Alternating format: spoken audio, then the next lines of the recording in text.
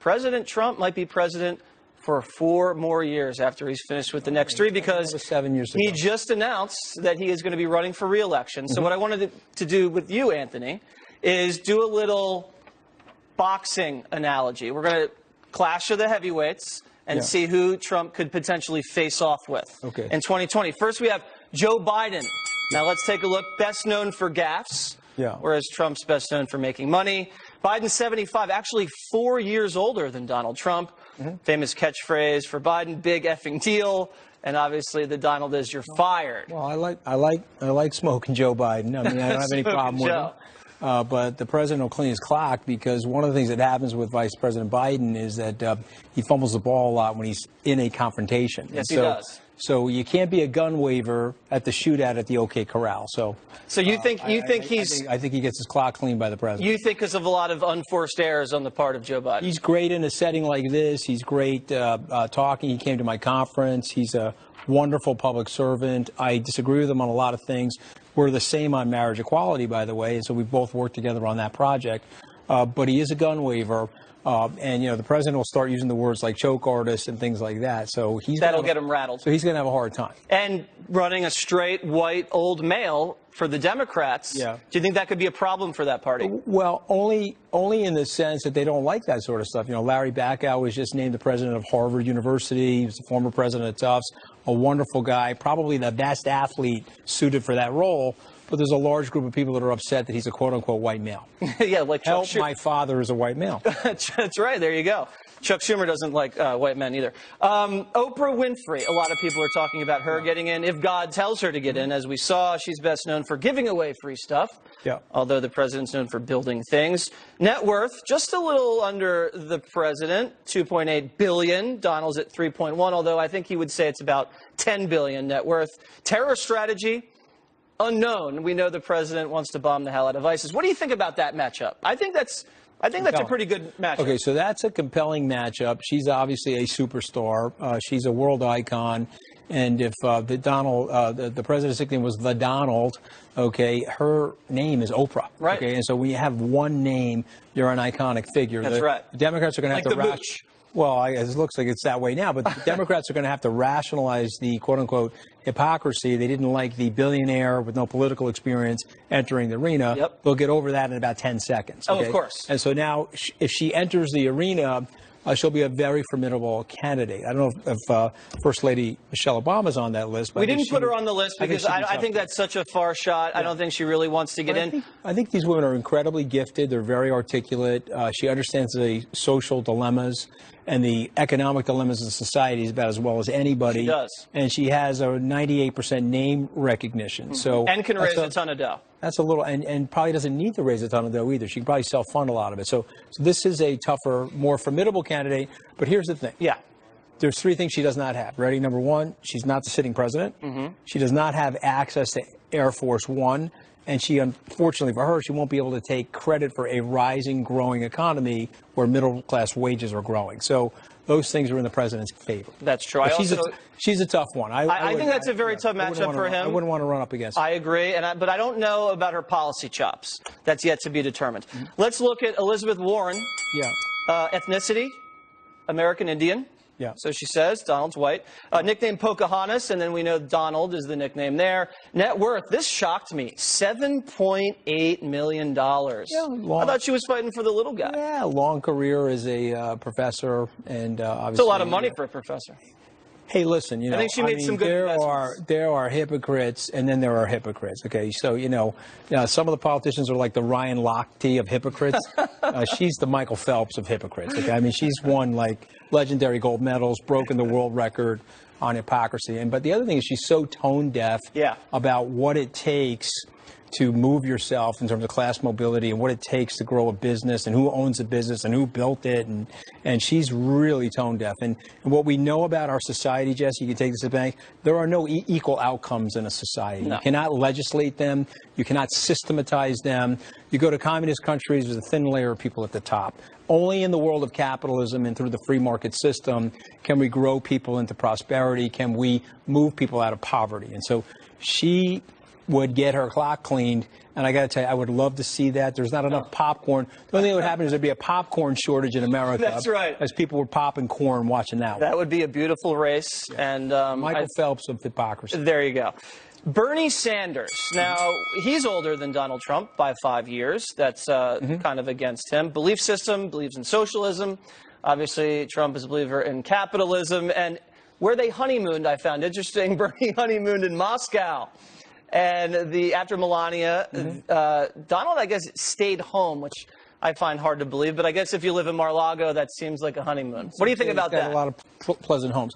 Him I like. Okay, yeah, because I think there's a genuineness to his ignorance. Oh, he's a true believer. Well said. Genuineness to his ignorance. And so people that don't really have contact with the real world don't understand how the real world works. And so he's a great normative speaker. And he's very genuine. And I will also say this about Bernie Sanders. I give him a huge credit for this. I went to a couple of his rallies.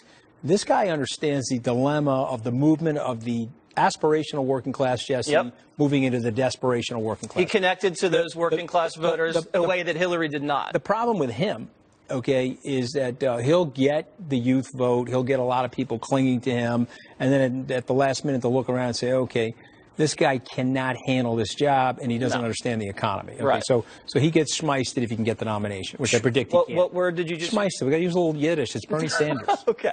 Larry David's not here to help me out. A little schmeisting going on for Bernie. Okay, maybe Larry David could do the, oh my God, my dad's a white male. Yeah. Kamala Harris. Now, I think she is a legitimate threat because of a few things, which we can get into. She's young. She's 53. Former job, California Attorney General. You know that Donald was the apprentice host. Political idol. She's been called the female Barack Obama by a lot of people. Yeah.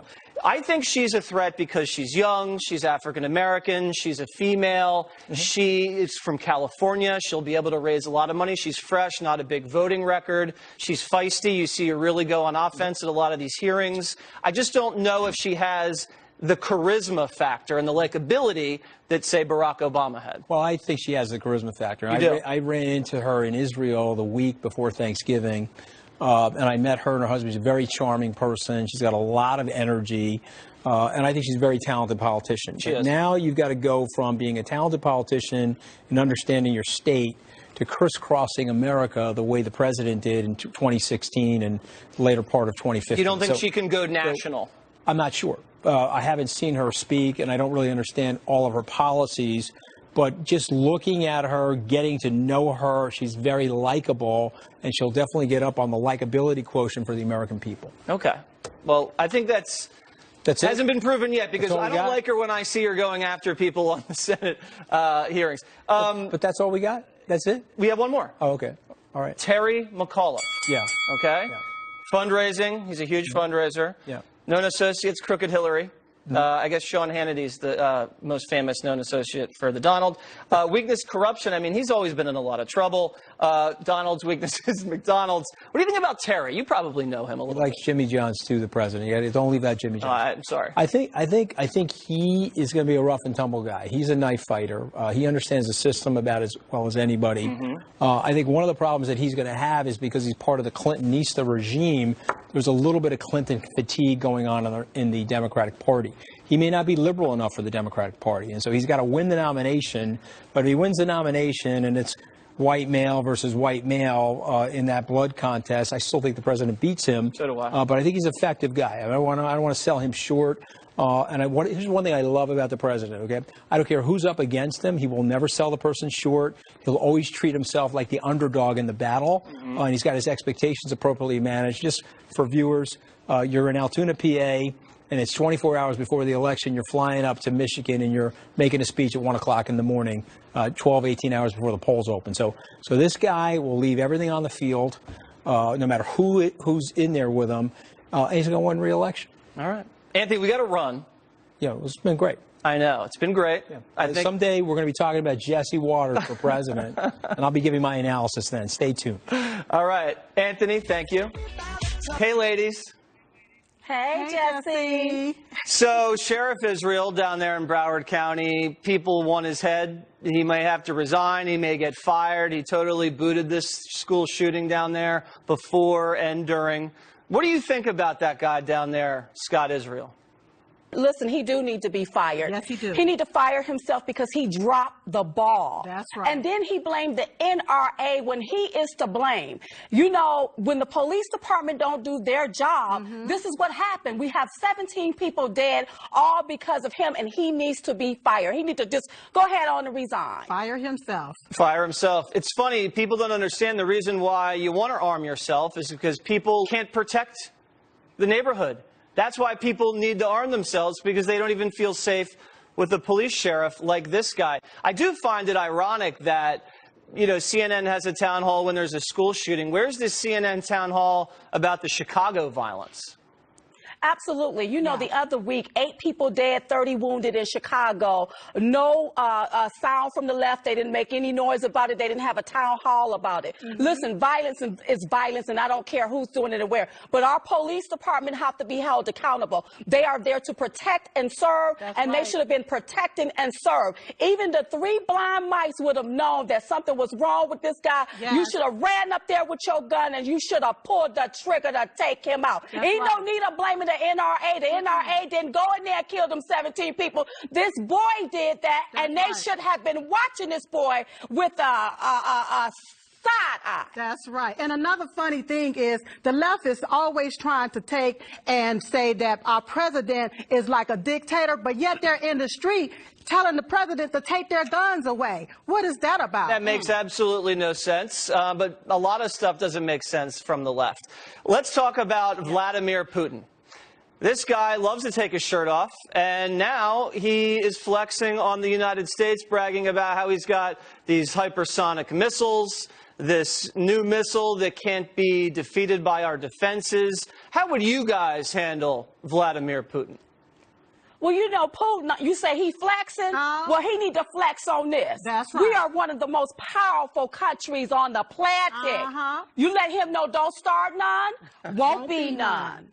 I love it. Now, he says he has a nuclear-powered underwater drone, a new hypersonic missile, a nuclear-powered cruise missile, and has unlimited range, high speed, and maneuverability. It can pierce any missile defense. What do you think Donald Trump should do in response to Putin flexing like this? He should ignore Putin. Yes. Because Putin is trying to get reelected, and he's just trying to be seen. That's right. I would ignore him. But Putin needs to know, don't start none, won't be none. And Don't come for us. That's right. And silent is violent. Stay Ooh, silent. That's I like right. that. And it's pretty easy for